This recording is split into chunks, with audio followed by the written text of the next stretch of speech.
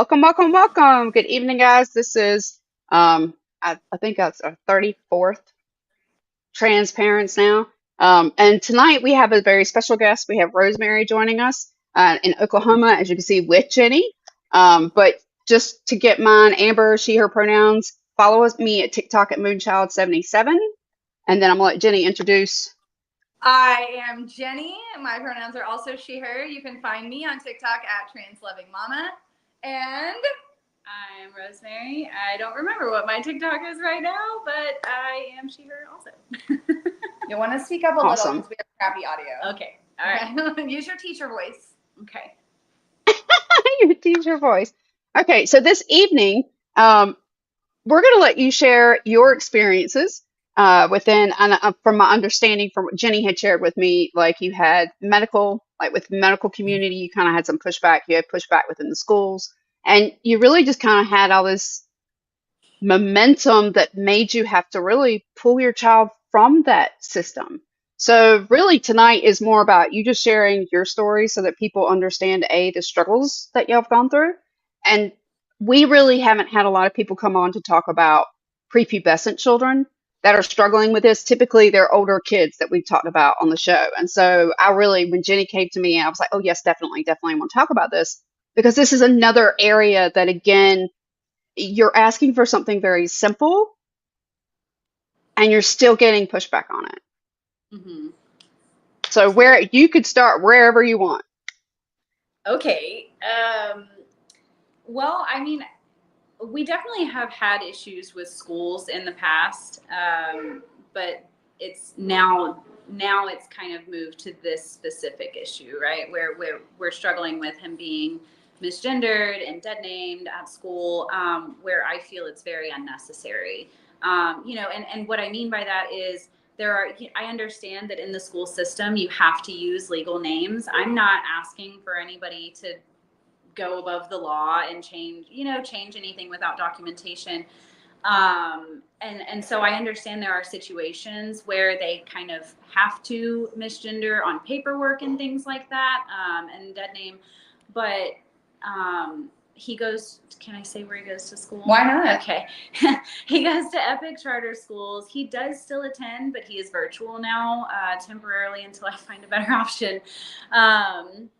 And he started this year at the physical school. He really, really wants to be at school. And that's really the biggest part of all of this for me, is that if he didn't want to be at school, it wouldn't be quite so heartbreaking, but he wants to. He wants to have that regular school experience. He wants to do the dances, the sports, all of the things. And so we started the year, and he did go there last year. So one sec. They already knew him. And what's funny to me is some of the issues that we have had so far this year, we didn't have last year. So for example, they have a big screen that they put students' names up on whenever it's time for them to go out to their car in the afternoon. Well, last year we didn't have any problem. That said Aiden, and it wasn't a big deal. But this year, for some reason, it said Aiden, and then it had his dead name in parentheses. And I just don't understand why was that even a thought that came Why across? was that necessary? Yeah, it didn't seem necessary at all. And it was such a quick fix. That one they were able to fix pretty quickly. But it bothered me for a couple of reasons. One being that it wasn't like that last year, and two being that it wasn't like that at the very beginning of the year. Someone changed it at some point. Someone added that after school had already started, and that was just odd to me. And it did give me a little inkling that maybe that person's personal feelings were involved, and in my opinion, that was proven to be true after a little bit of a social media search. And that's just a little part of it, because then I have to, it's always, I feel like I have to worry, is this innocent, or is it, passive aggressive? Is it malicious? Right. But they're trying to make it seem not malicious. And I guess intent doesn't necessarily matter, but for me it does, because I just want people to treat my kids right. And so the other I think it's problem, definitely intent if you're talking about someone who's in the education space, who's doing this purposefully, knowing that it hurts your child. yes, Right? and Like, I mean, that's purposeful, and that you're a teacher. Like the whole point of being a teacher is to treat your students with respect. Like that to me is a no-brainer. So Yeah. I hate hearing that that was your experience with him in school. I can see Yeah. why you've made the choices. Absolutely. Well, and really, the name stuff wasn't even what pulled us to pull him out. But then, along with that, they use Google Classroom, and the Google Classroom is separate from the main schooling system. It's a secondary thing for students to use to get to other resources, and so it's not a part of the EPIC system. And so, in my opinion, I'm not really understanding why that has to have a legal name, because it's really just for his school purposes. The concerning part about that is that every single one of his classmates could see his incorrect name in the system. Every single one of them could see his feminine dead name, and he was very uncomfortable with that, and that's very valid in my opinion, especially living where we live and knowing that these kids are going home to somebody and they're being pumped full of thoughts and opinions that they don't even know how to fact check. Right. And so it's terrifying. And I called them I constantly from the time school started until I had since given up on. I mean, I haven't given up on it, but it's still a thing that hasn't been changed. I've still been fighting for it, even with him being in virtual classes now. It makes it difficult because I can't feel comfortable letting him log on to his virtual class with the wrong name right there. That's even worse than it just being in Google Classroom, but nobody seems to understand how this is a big deal. And on top of that, the administration, when they sent in a form to try to have the name changed in Google Classroom, they were very vague with what the reason was. They basically just said mom wants the name changed. And in my opinion, that was, again, I can't know if it was intentional or not, but it doesn't seem very helpful to not include pertinent information in that request, because of course they're going to reject it if it's just somebody's mom asking to change it. I wonder if they were careful with their verbiage because of your superintendent.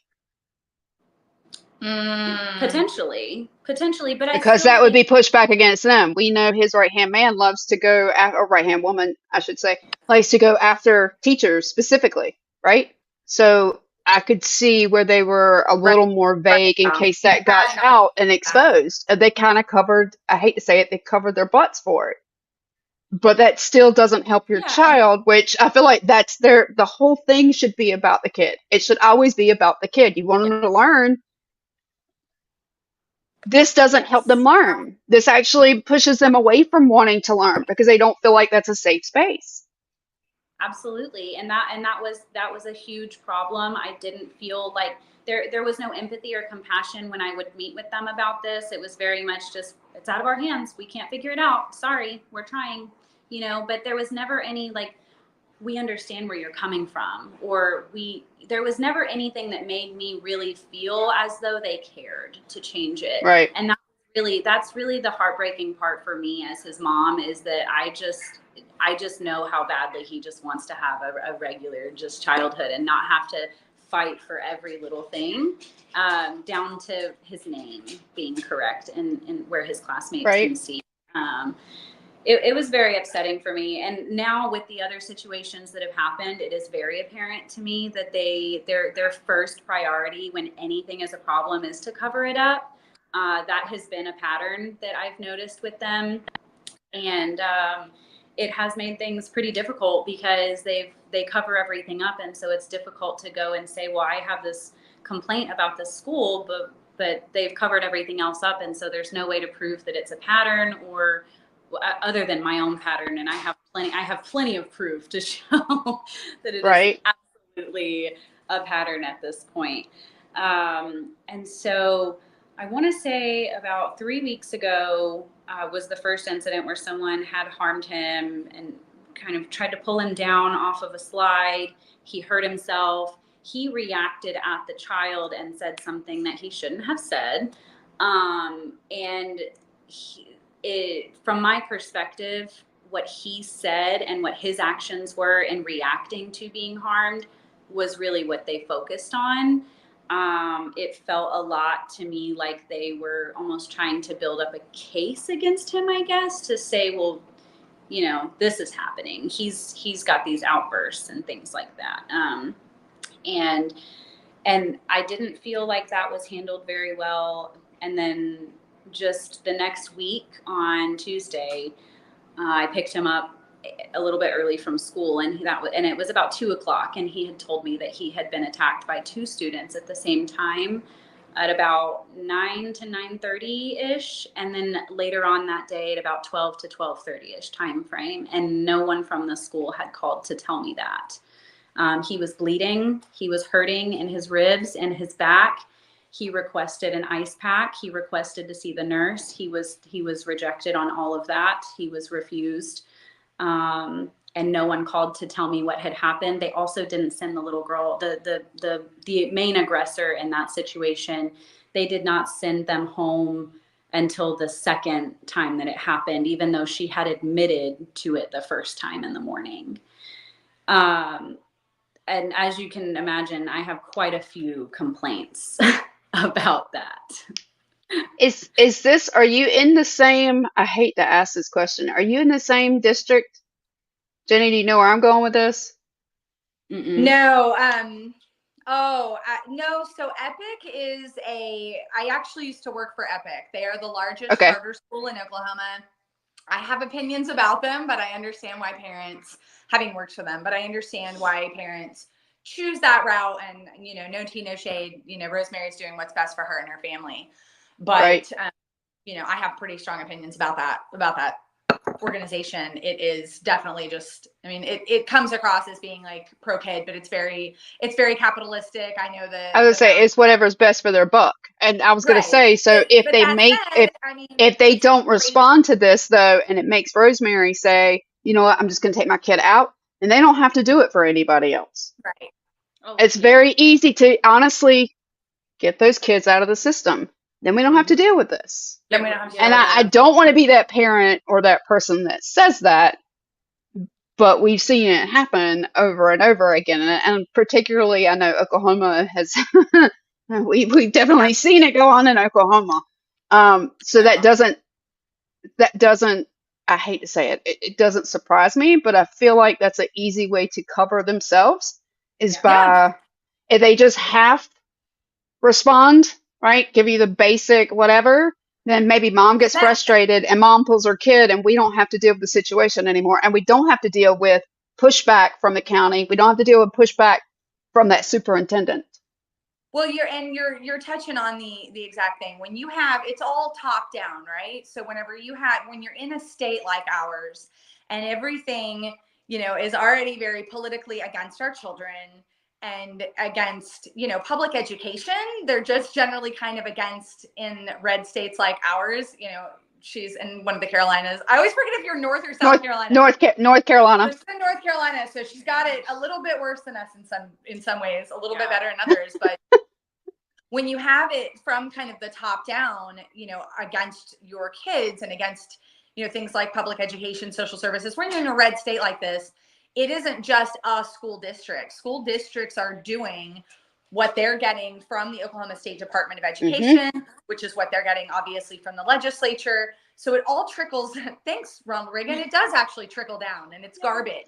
Right. And it's just trash trickling down on all of us. And well, I mean, that's the reason why we talked about Michelle Morrow last week, and I put that out there because she's running to be superintendent in my state. And she is pretty much Walters, except for she doesn't have any teaching experience, and she homeschooled all her kids. Right. But she wants to be in charge of our $11 billion fund for teaching education. No. And you don't believe it in yourself? Oh, that's okay. That's okay. Politically, I think the Republican Party is that karma is going to come back around, I think, with the next voting cycle after. But man, you just never know. Shoot. But I know because he's still going around. He's still going around saying, "Oh, I'm going to sue. I've hired a law firm," and everybody's like, "Yeah," and still scrubbing all their stuff, scrubbing, pulling their endorsements, scrubbing. But do you know who said he wouldn't not scrub it? Who it's come out about? Trump actually said he wouldn't scrub Robinson, and the reason why would be, who would you put in his place? We're not going to do that. So instead, he just stonewalled him and quiet on it. And instead is like piecing out away from him too. And it's just like, y'all are Well, responsible for they went this radio mess. silent like that the last election cycle with him, when it was, literal people who had child SA charges and histories. Well, I They mean, just went silent about it. McCrory, the former Republican governor here, came out and was like, "This has been a mess in the making." They knew what they signed on to. He Yeah. was like, "I knew this was a bomb in the making like 6 years ago." Yeah. You And get here we what are. you get what's coming to you, and it's just kind of like, and it's big for a Republican in my state to come out against other Republicans. So for the former governor to Yeah. come out and be like, "No, this guy's crap. Like y'all knew this. You put him on the ballot anyway. You've been supporting him. Like you get Yeah, what we you get it. deserve." Right. But it's hard to even have a leg to stand on in this state, be it as a parent or be it as an educator. I mean, my heart goes out to educators who are good people in this state. Absolutely. There's going to be crappy ones just like there's going to be great ones. But it's the children who have to suffer in the meantime while we're waiting for this karmic justice or while we're waiting for things to change. You just have trauma happening to young people. Yes. And we know what happened in Owasso. And we know that there are those things happening with students like Nex that we're just not hearing about. Yeah. They're happening all the time. We had a young man, Max, here in Broken Arrow. It was a couple of years back, who was gender nonconforming. Those things are happening and they're not getting any coverage because maybe there wasn't a video of students like attacking somebody in a bathroom, but it's happening anyway. And it's happening in these little microaggression ways where a person can't even just have their correct name displayed on a damn screen. I've been a teacher. I've worked at Epic. I know how easy it is to get into the system and change a name because it's not part of that, that little display name. I mean, we had kids who were like, "Oh, my name is," they might be a student from another country and it's extremely difficult for all the other kiddos to pronounce, understandable. And so they would use kind of that whitewashed or Americanized name. And that was their preference in order to integrate with their peers. And it's very easy to change. It's not difficult. Well, I mean, I remember coming through school and it was like, okay, here is your name. And then it was like, what's your preferred name? So if you went by like a nickname, that was the name that they called you. So what was the problem in 30 years of doing that? And now suddenly, because I ask you to do a different pronoun, you have an issue. Right. Mm-hmm. Yeah. And that truly tells you, but what I'll say to that too is that tells me that it's the same thing in healthcare. You have politicians and pushback from the top that is pushing back saying, no, you can't do this. So people are questioning, can I support this kid? How far can I go in my support with this kid? When I'm even writing this down, what is the backlash that's going to happen to me? Teachers are afraid to teach and to support the kids and the actual education they went to get to do. And healthcare workers are the same way. If you're in a state that's saying no gender affirming care or something against women's reproductive rights. And Jenny and I have talked about this a lot. Traumatized kids become traumatized adults. Yeah. And then you have entire, subsets of people who want to say things like, well, school violence, I'm not going to say the real word on here, but school violence, pew, pew, pew. Oh, this is some kind of mental health issue. We need to be paying attention to mental health. Okay, but the same people who are saying that are the same people who consistently vote against social services, mental health care. Which one is it? Yeah. Which one is it? Right. We haven't really seen, I think we've only seen like one incidence of a school pew, pew, pew that was by a confirmed trans individual. For the most part, it is a cis male issue.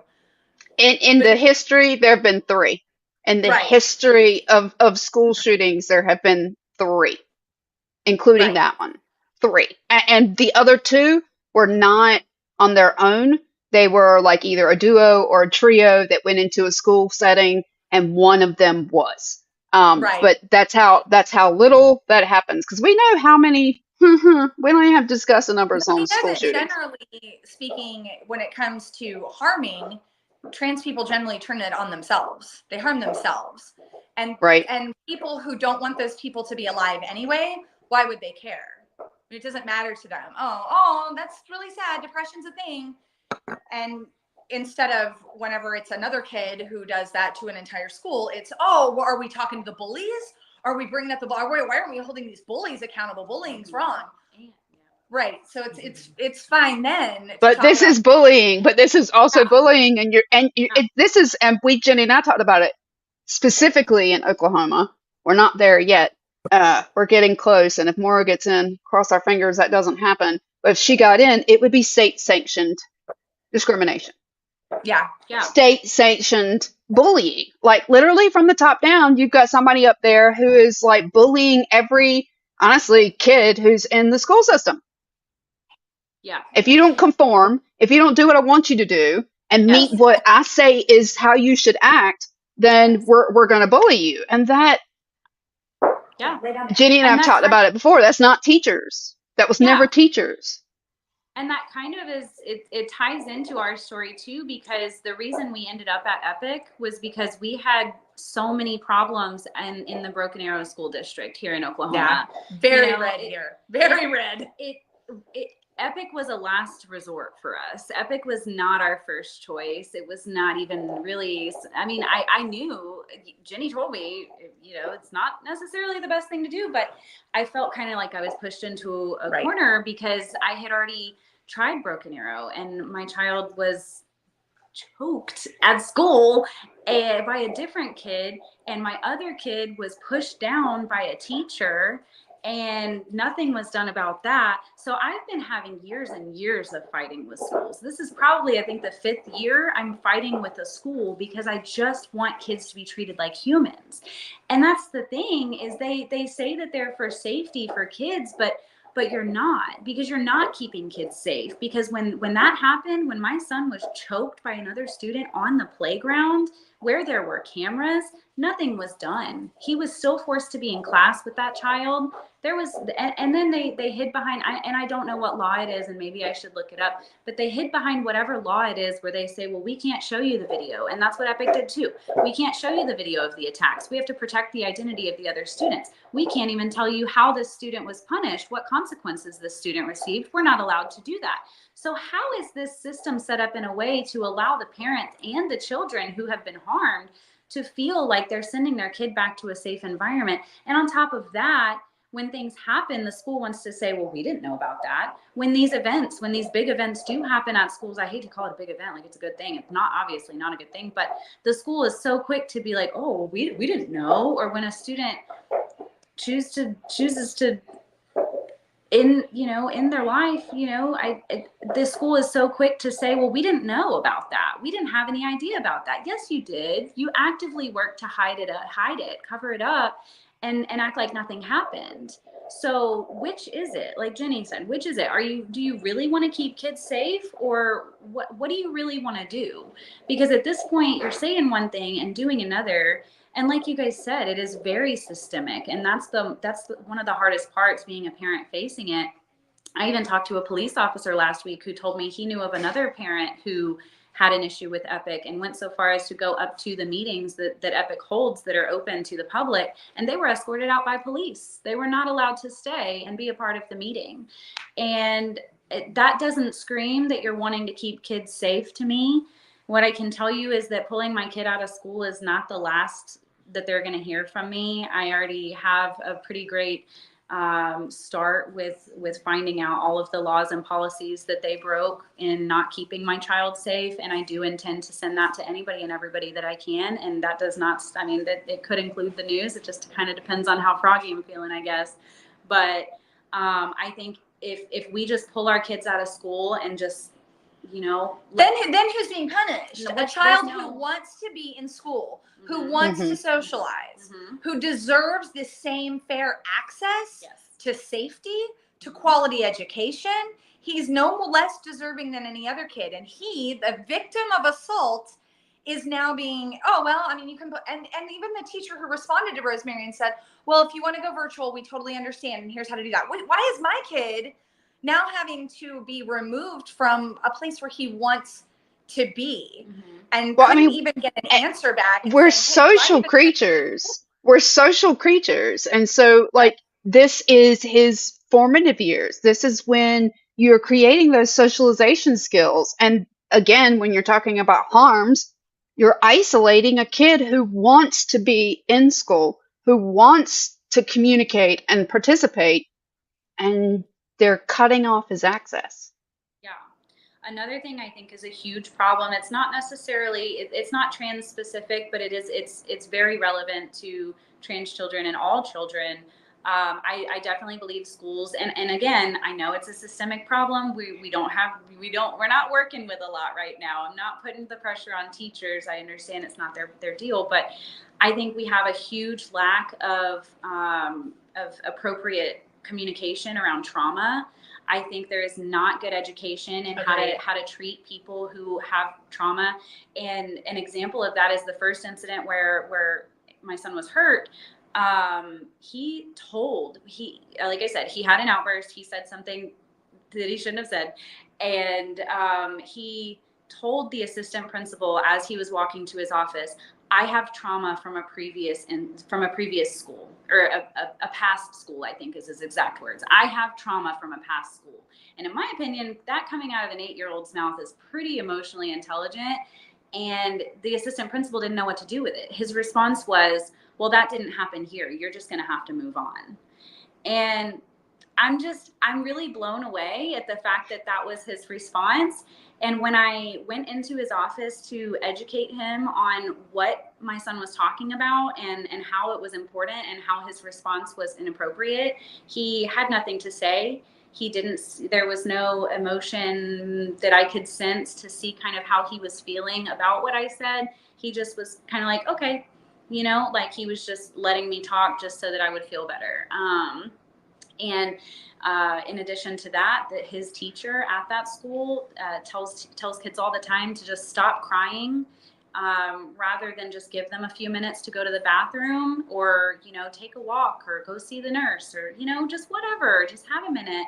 And she lies about it. She says that she does allow them to go to the bathroom and calm down if they're having a tough day, but that's not true. I just think that the lack of informed trauma care is ridiculous, especially at a school like Epic, where they already acknowledge that most of the kids coming there have had problems at other schools. They already know that they have traumatized students. They know that, and they are doing nothing for them. And I think that's something we're missing in schools in general, is that emotional intelligence. Like, and teaching, well, we're trying to teach that. Some people are saying we're woke for wanting to teach that. I don't think it's woke to want to teach our kids how to deal with their feelings. I myself grew up in a household where we didn't talk about anything unless it was a good feeling. And other than that, you didn't talk about it. If it was bad, anger, sad, nothing, nope. Trauma, nope. You've been taken advantage of, nope. We don't talk about it. It's bad. Don't talk about it. And we're raising kids in these environments that is packing all that trauma in there. But when you have kids, specifically like your son who's going through this situation, who's already been through it at a different school, the new school, this assistant principal, when he said that, he should have been like, oh my gosh, like that should have stopped him in his tracks.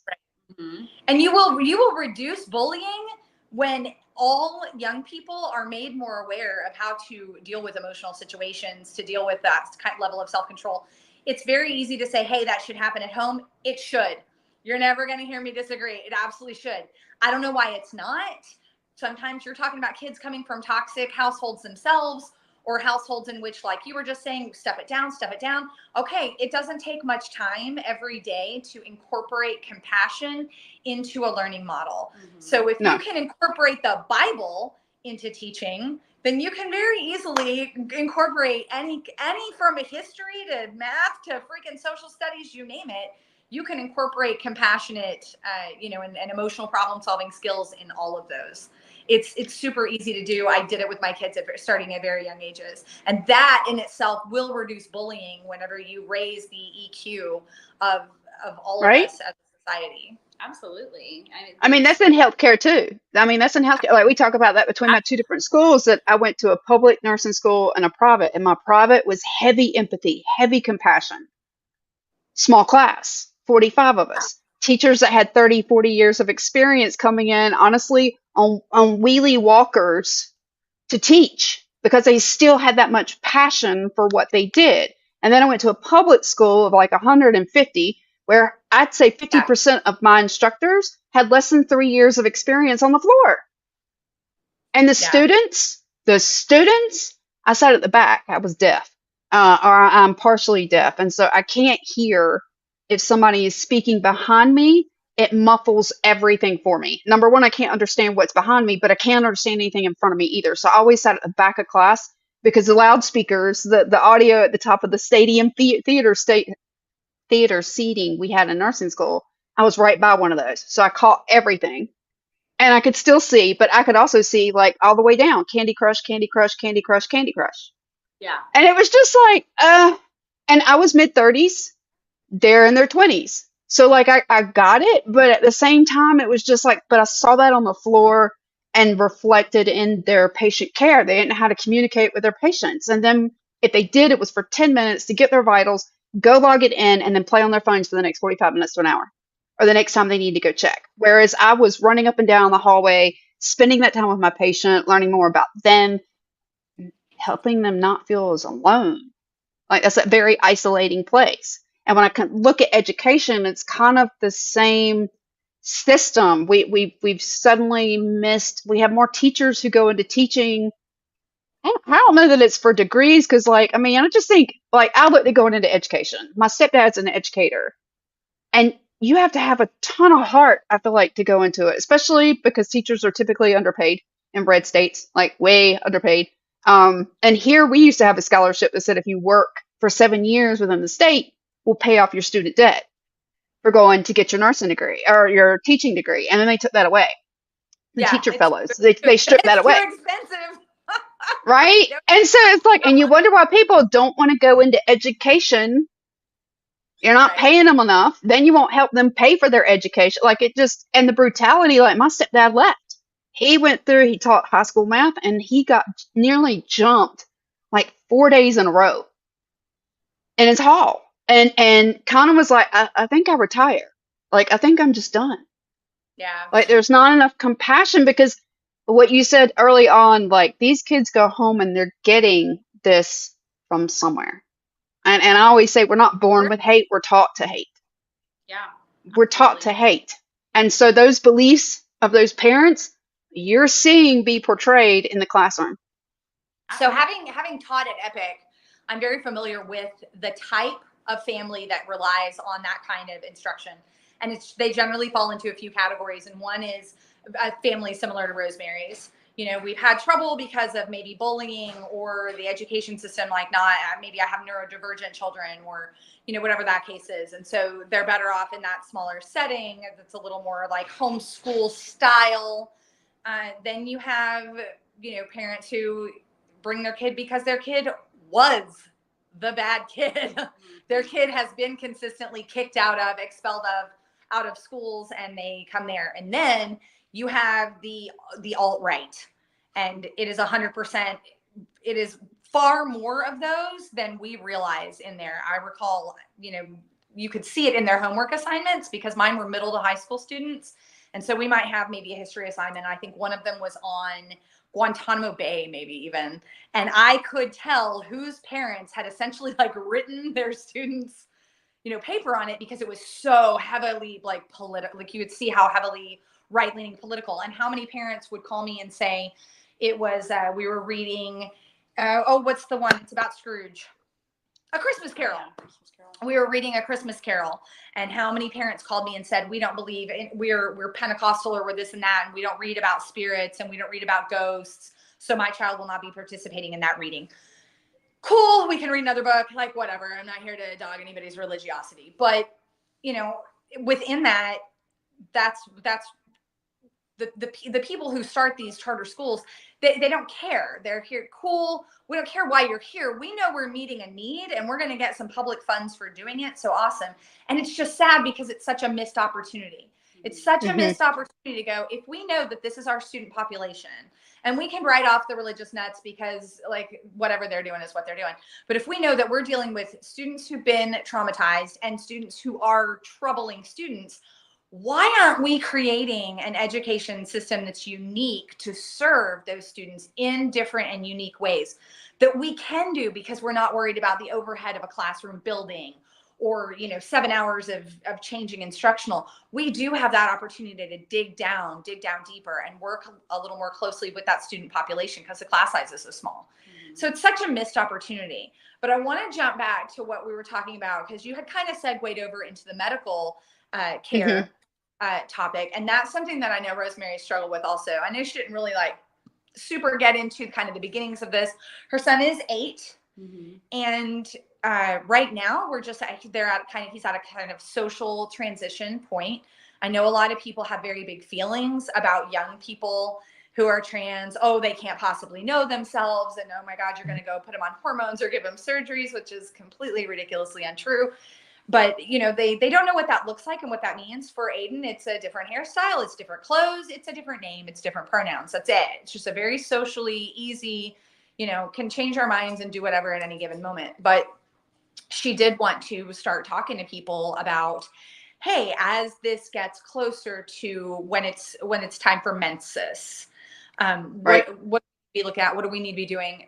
She's a little bit of an overthinker. And so she's a pre-planner, right? And that's right. good. Should be looking. I didn't have that experience. My kid came out. He had already been through all that, already been through puberty. There's nothing there. And so she's trying to be a little proactive about it. And the pushback that she got, not only from our local queer community, which was super sad, but then that she got there within the place called Diversity Health Clinic. Maybe I shouldn't be calling out names, because we have loved Diversity. That's who my son uses. We love them. We've had great experiences, but she had an experience there too. And even within these communities and within these clinics and systems that are designed to support that community, you can still get pushback, which goes to show there's still the need for these kind of conversations that you and I try to have on here every week, and the work that you try as a healthcare advocate, out there in the world. It's not over. The conversation isn't over just because you're a queer doctor working in a queer clinic. Right. It's not over just because you think you know what everything there is to know. There's those implicit biases. There's those, internalized biases that sometimes people aren't even aware of, and who it's affecting are people like Rosemary and me and you, these parents that go, it's like the person I care more about than anything. Am I in a safe environment with them right now? Are they okay? Are they going to be okay? Right. Because It's very, because he's an adult. Mine's an adult. Everything has been as an adult. A lot of he goes on his own, or his brother takes. Honestly, I got diagnosed with epilepsy earlier this year, so I can't drive. So I can't go even if I wanted to. But that's a journey that he, for the most part, wants to take on his own. We're looking at top surgery next year. And so our consult, he wants me there, and I will be going through that process because I've had, as a woman, a reduction myself. And so I've gone through this experience. And he knows that. And so he knows did that you have a reduction? That's so good. Yeah. Oh yeah. At 18. At 18. Wow. Yeah. I graduated high school, Dolly Parton. And we'll just leave it at that. And we'll just leave it at that. And no. Whew, thank goodness we did that. But so I have been through some of what this surgery is like. And I know it's not an easy surgery, and it takes a longer recovery as far as healing process. So he trusts me, and he's okay with me helping him through that one, right? Rather than his brother helping him through it. Right. And so for him at his age, I get it. If you want mom, when you want mom, okay. But for the most part, he tries to do it on his own. But again, Jenny and I, we both have this experience of much older children coming out, not younger children. Now, looking back, it makes perfect sense. Everything that he did, it was just oh, okay, never mind. That just, any question marks I ever, why? Oh, yep, nope, makes perfect sense now. It was easy to fall into that. But the pushback that you do get, him trying to find a healthcare, it took him months to get a psychiatrist to give him just a consult. And he needed that referral to go for the top consult. And he couldn't get it until he got that. And it was we know he wants it. He's been on hormone for 4 years. This is something that he is definitely sure on, has been for over 7 years of his life. we're not questioning this. This is not we have a question. And no No, one, just write the like, paper and you let's wouldn't go. have been questioned at that age if you walked in and Nope. said, Nope. this is too much, I don't want these. Like, no, the only common denominator there is that they're trans. That's the only Right. difference. I even have a girlfriend who went and got a full double mastectomy because of the prevalence of breast cancer in her family, like every single woman. And she was Right. like, you know what? Messing with them, take it off.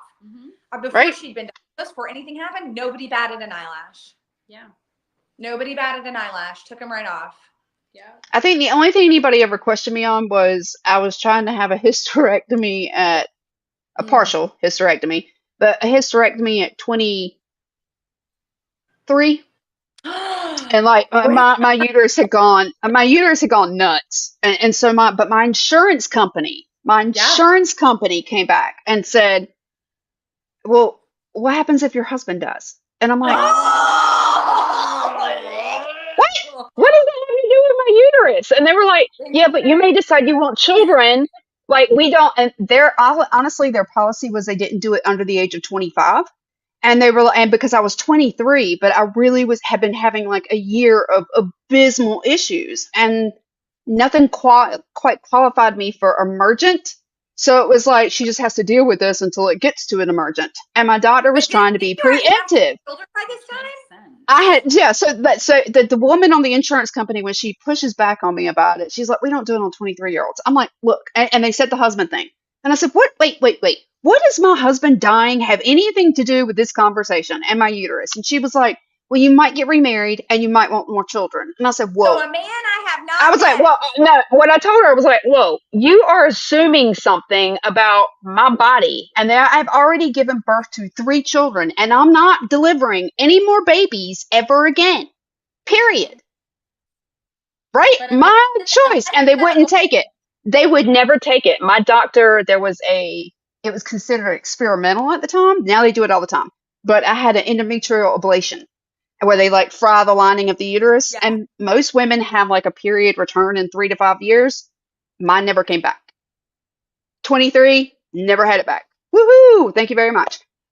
So like that wasn't an issue. Like we resolved the issue, but my insurance company had just gone on and on and on about how I might want to have more. And it was like, again, this is my choice. And I think when you're talking about your body, regardless of whether you're a kid, because here you are as a parent, and quite frankly, if you came in to a doctor's office about anything else, they would listen to you completely.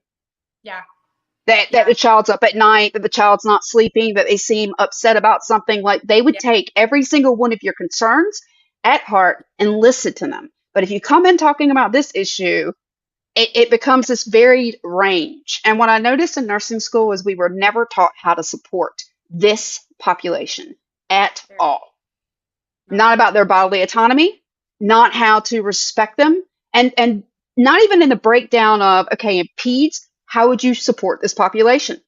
When you start talking about moving through sexual maturity, who would you talk to? Gynecology, or, for their pubescent, like whether they are trans woman, trans man, who would they go to? Who is giving them that care? And as a nurse, 2 different nursing schools, it was never taught, not in any situation, what to do. And when I got out of school, what I noticed was some of the pushback that my kid was getting. I knew that being in a very red area, that my local doctor that I went to was not going to be a good fit for him, that he was never going to be accepted there. And I worried where he would be accepted. And then we have trans people on LinkedIn that we're friends with that were going through these same procedures, or even just going in for regular care and getting pushback in the next county over where my son and I get all of our care. And so I'm seeing, like, you go into a hospital and like somebody would stay 2 nights and get 10 different reactions from 10 different doctors and nurses about whether they would dead name them, whether they would respect them. Oh, you got to show me your birth certificate, or you're my first patient and I'll try. Like this range, because we are not taught. Right. We're not taught.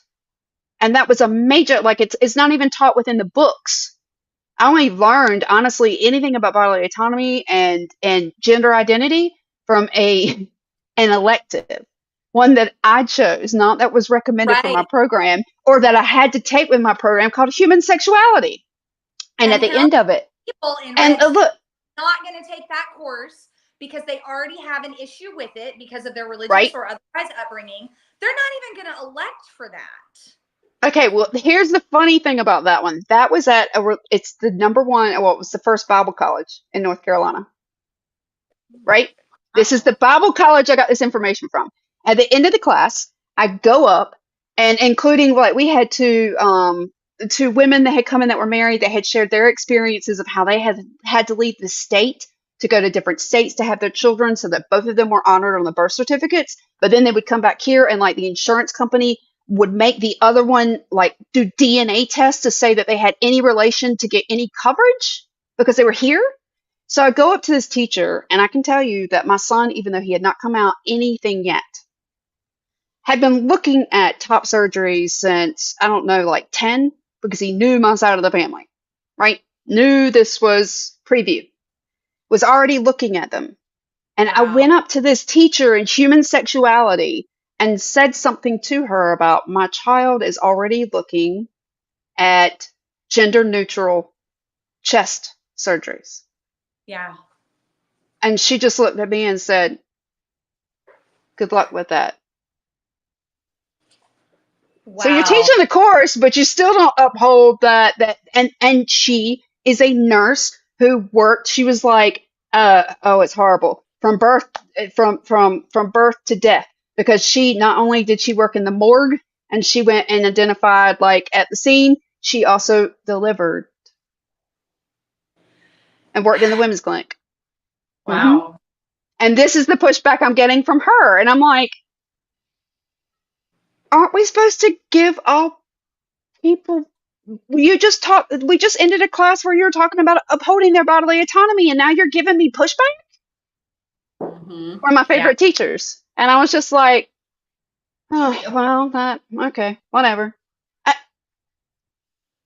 right?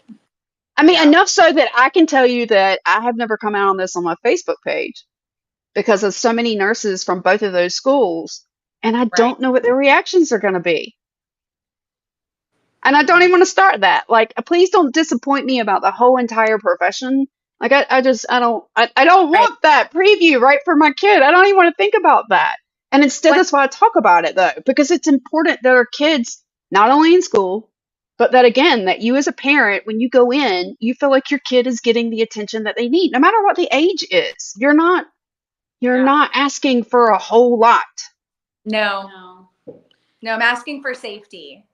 I'm And asking for safety. yeah, and it's not even just physical health that we're talking about, going through the process of getting him into, OT or speech therapy, things like that. I'm having to call and say, like, are you gender affirming? I have to kind of vet them and kind of feel out their The responses, see. dentist, the hairdresser, all of it. Like my kid, like he's looking at a new dentist and he's like going through, I'm trying to find out if they're gender, like, I mean, he'll go through like the review after review after review because he doesn't want to go in and have a bad experience.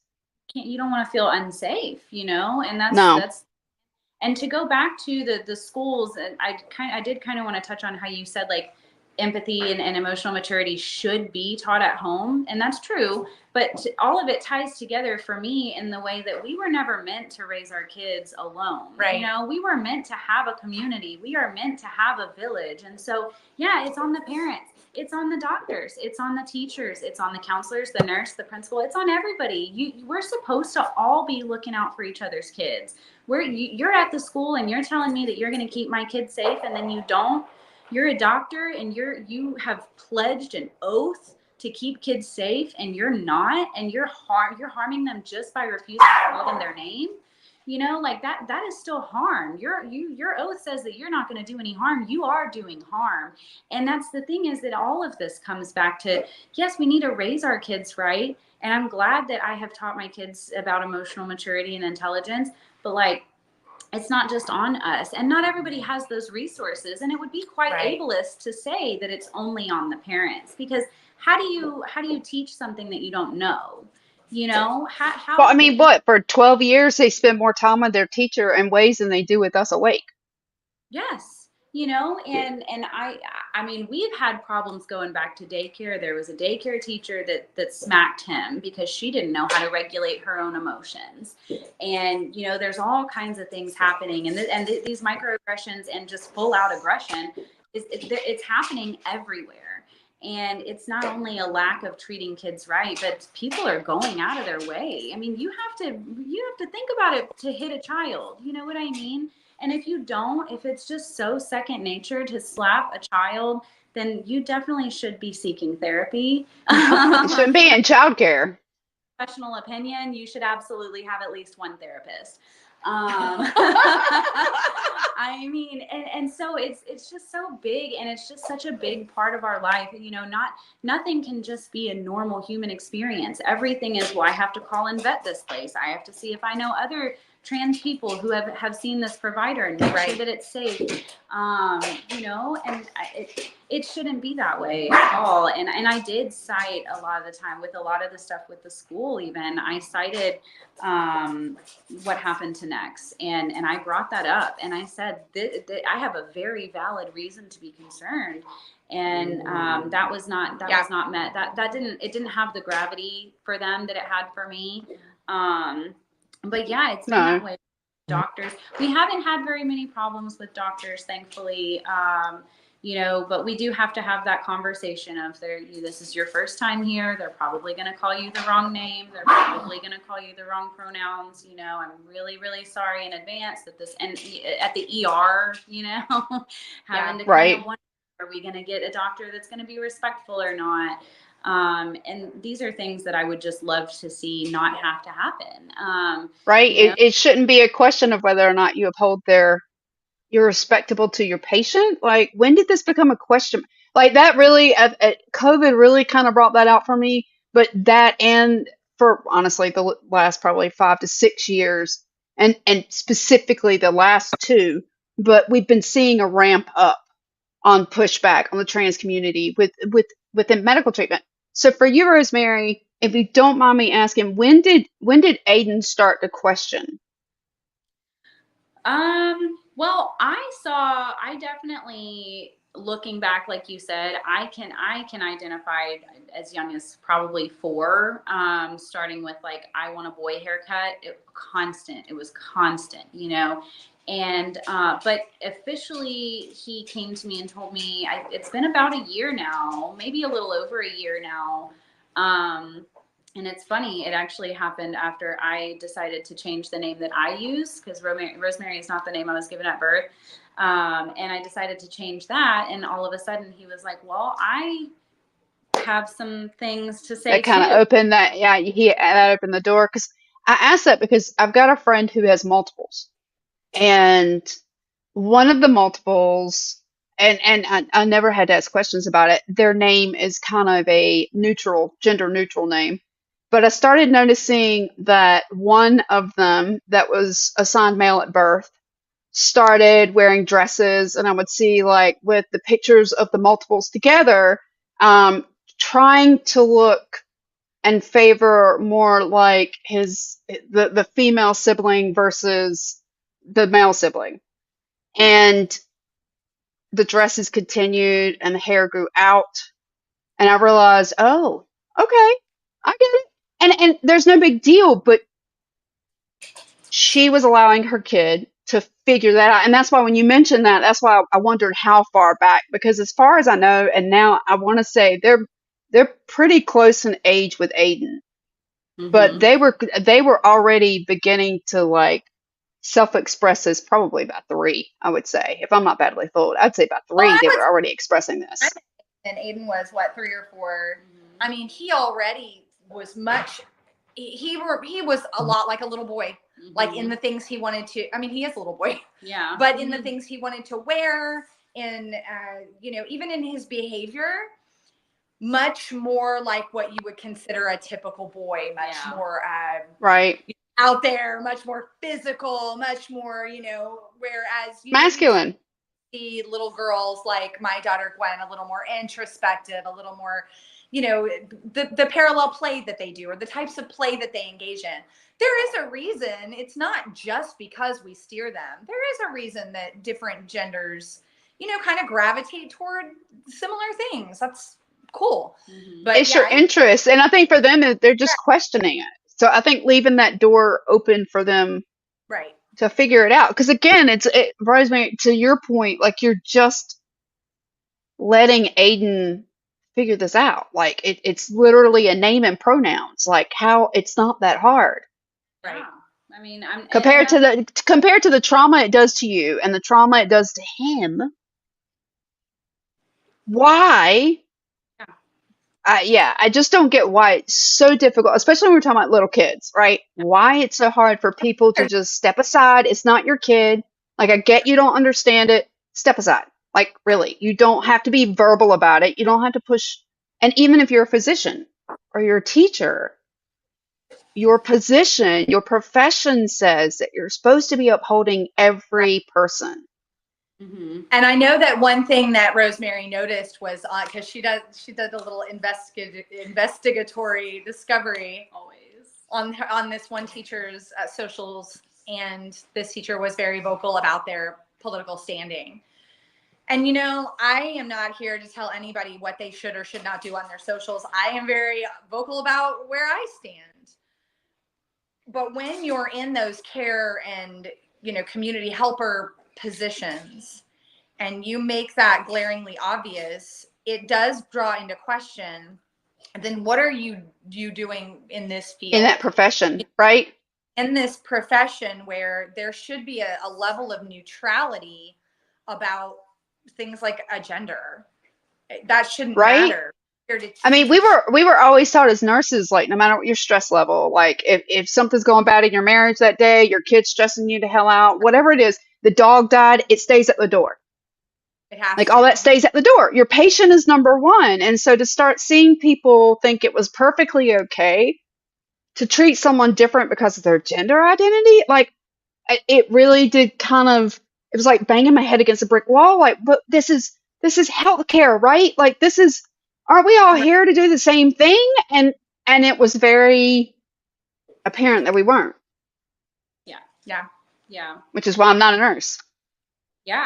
And the thing is, you know, I've told a lot of people, I always search up my kids' teachers. I always have, and I always will. I search up anybody that's going to be around my children for an extended period of time. I will OSCN you too. I'm not afraid. Like, I need to know what I need to know. You know, if you're not a safe human, you're not safe. And that's really what it comes down to. I wasn't searching to find out if we have opposing views. It just so happens that the view that she holds is a harmful one. Right. And it is a safety. It's not just a matter of I disagree with your politics.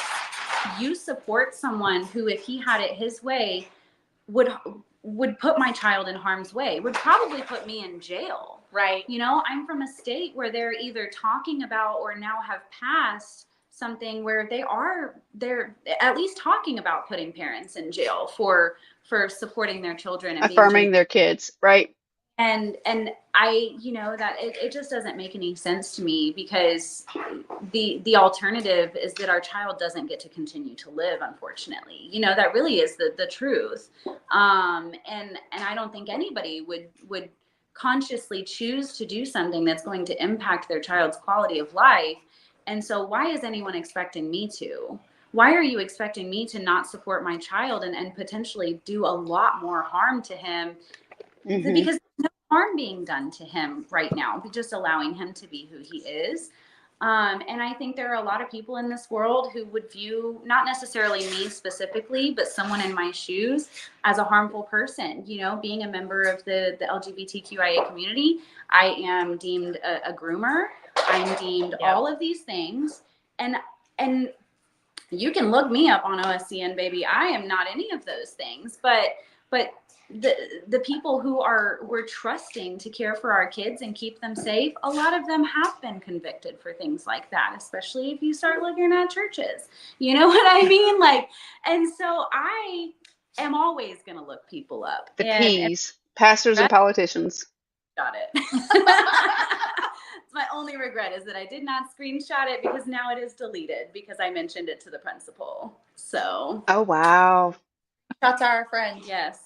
Yeah. So that's out there for anybody who's watching who, Screenshot everything. may be experiencing some of these things, or the instant your kid comes out, start screenshotting, start taking notice, start leaving a paper trail, start cover your ass because they're going to cover theirs. Document everything because they're going to do the same. Yeah. They're already doing it. And so, and they've got powerful, powerful lawyers. Emails are your friend. Don't make phone calls. Right. I think the biggest thing that stands out to me, unfortunately, with both teachers in both those professions, the medical and the teaching profession, like I wouldn't be okay. Like I'd be hesitant, but I would be okay if I went out and investigated a teacher, right, on Facebook, and they expressed their political beliefs, but they upheld my kid in the classroom, right? Right. Absolutely. If they could separate it, I'd be 100% okay with it. Honestly, a doctor, if you don't think that abortion rights are okay, that's great, as long as you're still treating the women who are coming in with miscarriages. Amen. Right? Mm-hmm. Right. Like, and it's the same thing. Like, you can be against trans people as long as you're still respectful because they have the same patient rights that everybody else you treat do.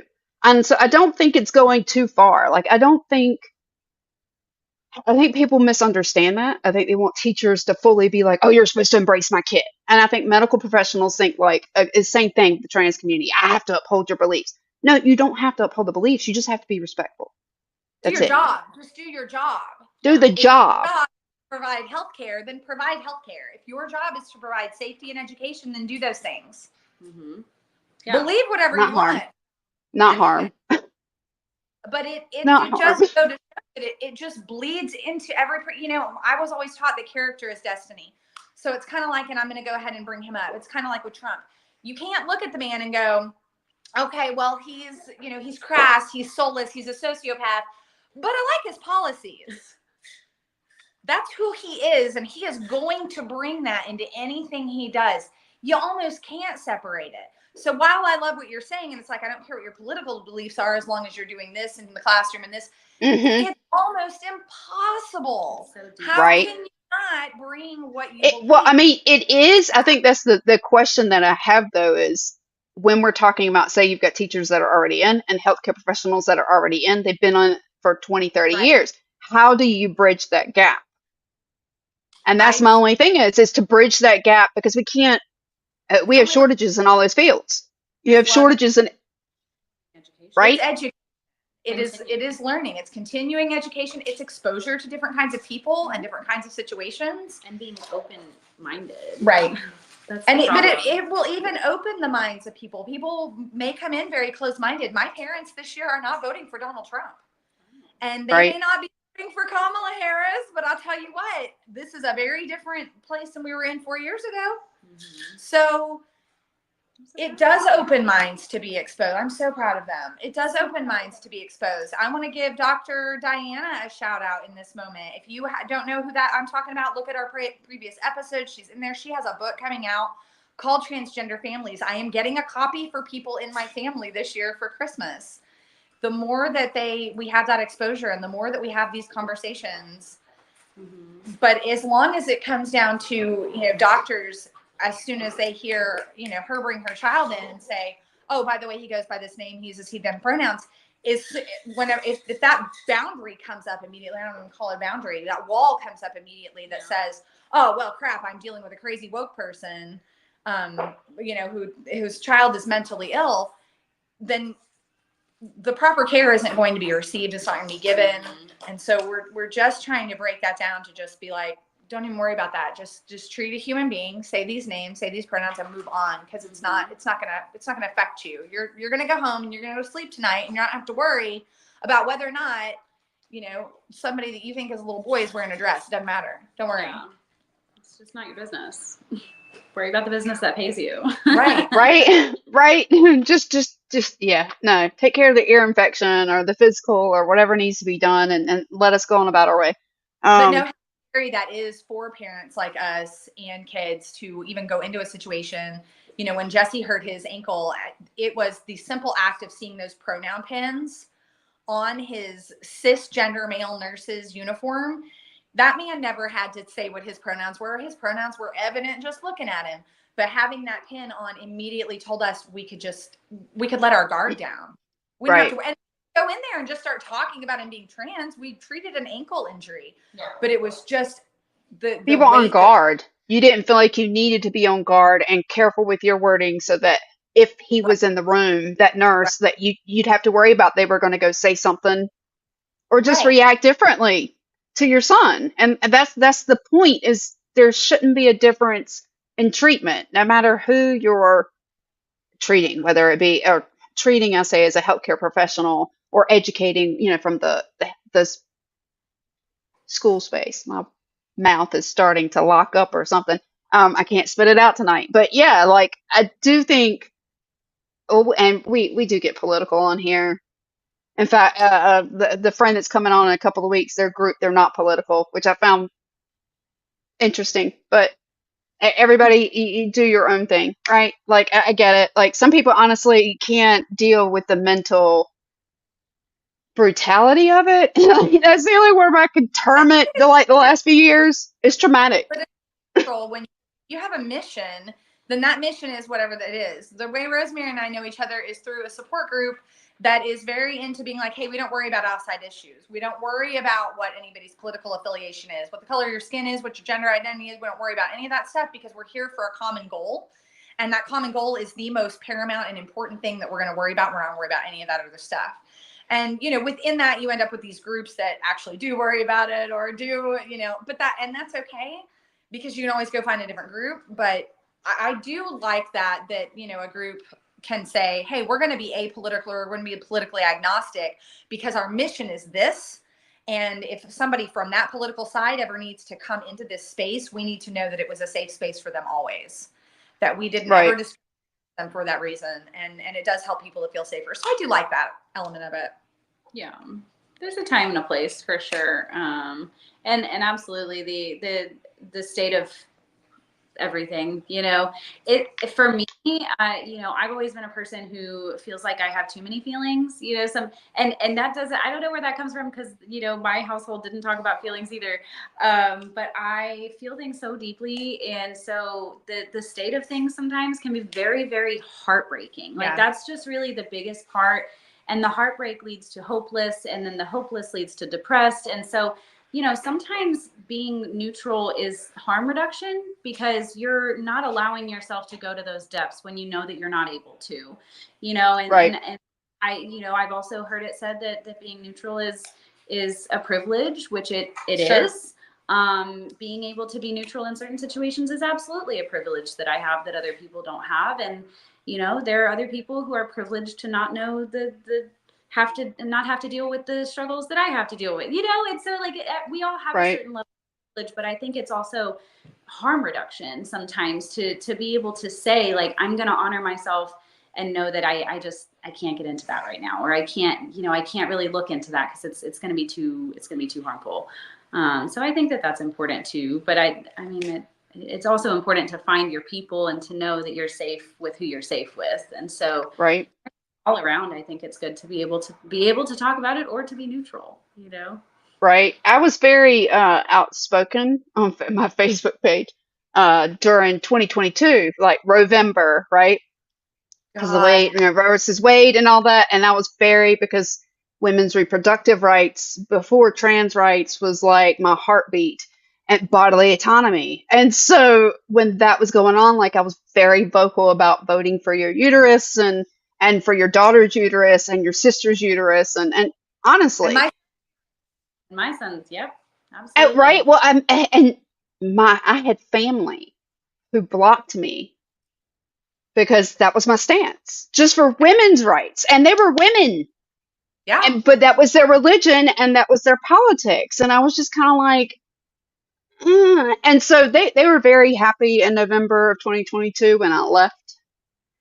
Because I like all, and it's not that I'm super political, but I'm not going to be quiet about it, right? And so on LinkedIn, I'm more vocal about my politics, whereas Facebook, there's a lot of, it's a cesspool. Yeah, successful. yeah. And I was gonna say, so that was that is part of the reason why I left though, was because, and it wasn't just like for my friends groups, like I had gotten into this local community because we were trying to help the really red district that I'm in, just to keep an oath keeper and a 3%er and the wife of a Proud Boy off of our school board. Imagine. I And mean, they we don't. all got on. And they all got on. Yeah. Like that year, 29 positions were going. They all went red, but one. Wow. All. And so that was kind of what. So we were pushing back because like even our county commissioner had been indicted by a grand jury for indecent liberties with a child or a female under the age of 12 from his church. Oh my And God. and he still got 50,000 votes Oh and my. won commissioner again. And it was just like, and we were trying, I was like group of like 1,000, and we were just trying to put information locally just in the county. And there was I'm so much grossness just in my county that it was finally like, you know what, this isn't good for me to know that all this is this right. close. Right. Yeah. Sometimes I'm you out. gotta. Okay, it is what it is. I can't do it. You know, I'm doing I'll my go work on LinkedIn on the global national right. stage and offer this really close because this is icky and I can't even. Oh, it just leaves you feeling terribly gross in your own environment. Absolutely. Right, right. Wow. And then thinking that's where our kids are walking out into. Like, Yeah. Yeah. Absolutely. And another thing I like to point out to people is like what some people consider politics is really not politics. Right. It's human rights. You know, Right. this isn't it what I'm is. you about whether you think the trickle down effect is real or whether you think Ronald Reagan was great. I'm not arguing with you about that stuff. I'm arguing with you about the fact that if I wanted to go to my doctor right now and have them remove my boobs, which is also something I've been considering as a cis woman, I would probably be rejected and questioned and all of this. You know, that's not a political issue. That is my right to my body. Yeah. You Right. know, and we're not talking about whether queer people can get married or trans people can get married. That's not a political issue. That is a human rights issue. Right. And so a lot of people want to say, well, oh, this is just my political beliefs. Well, your political beliefs are anti-human. Right. Your political beliefs are literally against human rights. So how do we draw the line and say you're not understanding? Like for you, this is just a political thing. This is a hypothetical situation that you're never going to see play out in your life, but we see it. Right. We live experience it. We live it. We are traumatized by it. We are traumatized by the fact that you want to vote against our right to even live, you know, Right. and get help and services and resources for ourselves and our children. It just never really makes sense to me, and I really struggle with even understanding like how people can hold the beliefs that they believe. But you know, here I'm grateful to not understand their point Amen. of view. And so I always Yeah. get about that. I'm like, it's not politics. It's human rights that we're talking about here. Yeah, I get, like I said, I have people, a family who push back. So, like, it was when my son came out, he was just kind of like, we're not, and like, that's not out there on Facebook, and it's not out there because that's where family is attached, and they're not anywhere else, really. Like, they really honestly aren't. And that's his story to tell them if he wants to. But he grew up going to Christmas and Thanksgiving and family functions, so he knows their political beliefs. He knows how they feel with their religion. And he's already heard enough pushback about the community to know Yeah. that he wouldn't be safe to come out. And his thing was kind of like, I see them like twice a year, if that. Cares. Yeah. But Right? then they will put them and how intolerant are they that they won't even. No, man, my kid's not. If the person doesn't feel safe somewhere, they It's shouldn't have not to a be. waste. It's a waste of time. Yeah, it's just a Yeah. waste of Like time. if you want to know, you'll reach out, won't you, Right. Grandma? Like if you really want to know about them, you'll reach out to them, won't you? Mm-hmm.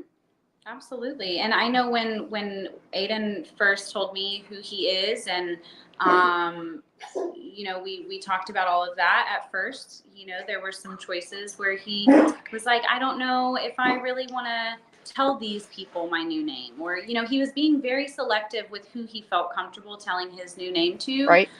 And I thought that was really interesting to see, because at 7 years old, here he is having to decide what humans he thinks are safe. What a weird to expose the authentic experience.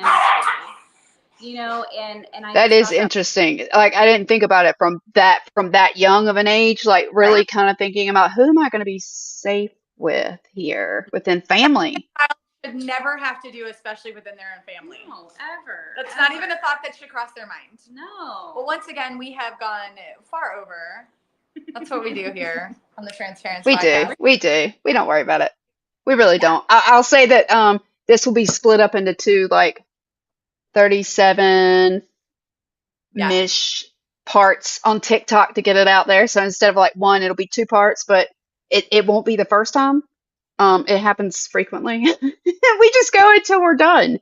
But it was honestly, Rosemary, it was great having you on, and not for the reasons why you're here, obviously, that you've had the struggles with Aiden that you've had. And I hope that you can find some alternatives for him that make him feel supported, because I don't want him to miss out on the experiences that he wants. Yes. I don't think that's what people are thinking about when they think about what happens with our children when they're pushed to this length, that the school is like, in a way, isolating them, and they just, again, want to be part of, enjoy their life. Like, that's what Jenny and I talk about. Like, my kid is absolutely not out there trans rights, because he just wants to live his life.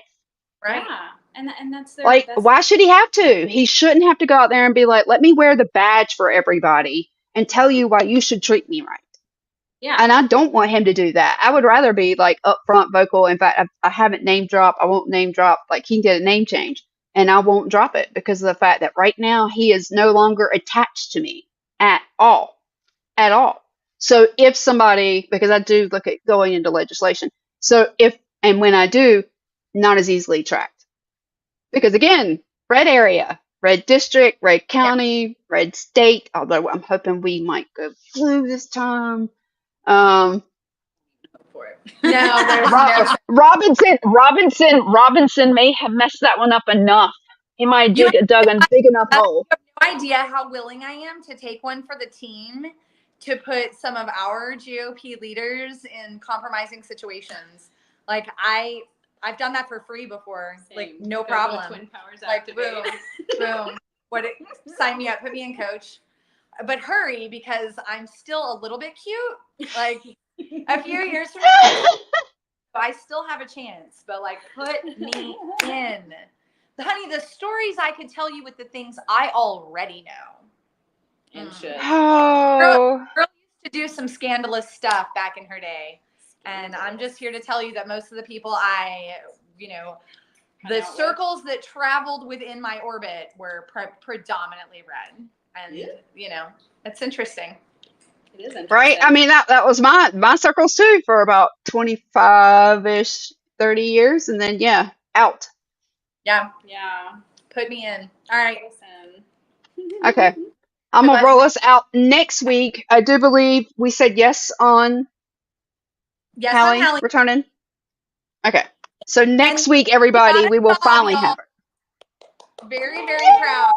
Very worried about that in this little bitty town, that she would be discriminated against, but someone hired her, and that's another thing that's always weird to be like, okay, big deal. Like, teenagers should get hired to do work, right? But those are just these things that you don't realize that, like, a young trans woman has to think about.